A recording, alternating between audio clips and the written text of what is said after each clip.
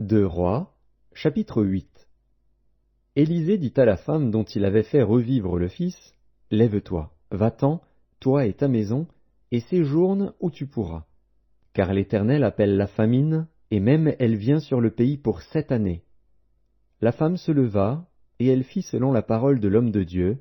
Elle s'en alla, elle et sa maison, et séjourna 7 ans au pays des Philistins.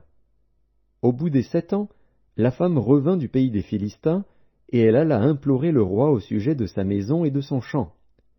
Le roi s'entretenait avec Géasi, serviteur de l'homme de Dieu, et il disait, « Raconte-moi, je te prie, toutes les grandes choses qu'Élisée a faites. » Et pendant qu'il racontait au roi comment Élisée avait rendu la vie à un mort, la femme dont Élisée avait fait revivre le fils vint implorer le roi au sujet de sa maison et de son champ. Géasi dit, « Ô roi, mon seigneur, voici la femme, et voici son fils qu'Élisée a fait revivre. » Le roi interrogea la femme, et elle lui fit le récit. Puis le roi lui donna un eunuque, auquel il dit, « Fais restituer tout ce qui appartient à cette femme, avec tous les revenus du champ, depuis le jour où elle a quitté le pays jusqu'à maintenant. » Élisée se rendit à Damas.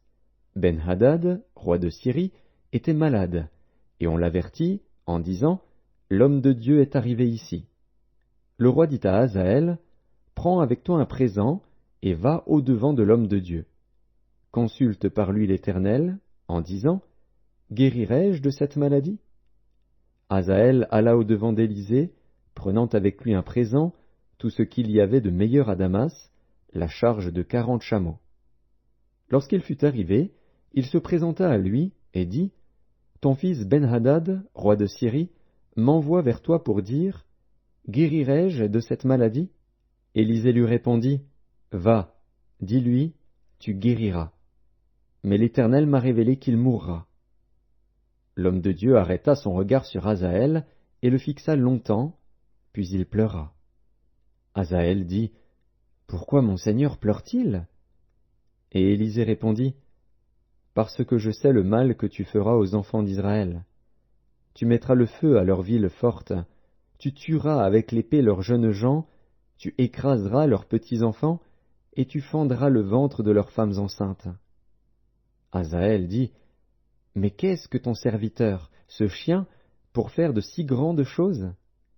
Et Élisée dit, « L'Éternel m'a révélé que tu seras roi de Syrie. » Hazaël quitta Élisée et revint auprès de son maître, qui lui dit, « Que t'a dit Élisée ?» Et il répondit, « Il m'a dit, tu guériras. » Le lendemain, Hazaël prit une couverture, qu'il plongea dans l'eau, et il l'étendit sur le visage du roi, qui mourut. Et Hazaël régna à sa place. La 5e année de Joram, fils d'Akab, roi d'Israël, Joram, fils de Josaphat, roi de Juda, régna. Il avait 32 ans lorsqu'il devint roi, et il régna 8 ans à Jérusalem. Il marcha dans la voie des rois d'Israël, comme avait fait la maison d'Akab, car il avait pour femme une fille d'Akab, et il fit ce qui est mal aux yeux de l'Éternel.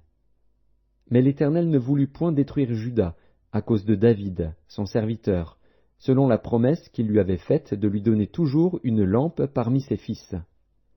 De son temps, Édom se révolta contre l'autorité de Juda et se donna un roi. Joram passa à Tsaïr avec tous ses chars. S'étant levé de nuit, il battit les Édomites qui l'entouraient et les chefs des chars, et le peuple s'enfuit dans ses tentes. La rébellion d'Édom contre l'autorité de Juda a duré jusqu'à ce jour. Libna se révolta aussi dans le même temps. Le reste des actions de Joram et tout ce qu'il a fait, cela n'est-il pas écrit dans le livre des chroniques des rois de Juda? Joram se coucha avec ses pères, et il fut enterré avec ses pères dans la ville de David. Et Akazia, son fils, régna à sa place. La 12e année de Joram, fils d'Akab, roi d'Israël, Akazia, fils de Joram, roi de Juda, régna. Akazia avait 22 ans lorsqu'il devint roi, et il régna 1 an à Jérusalem. Sa mère s'appelait Athalie, fille d'Omri, roi d'Israël.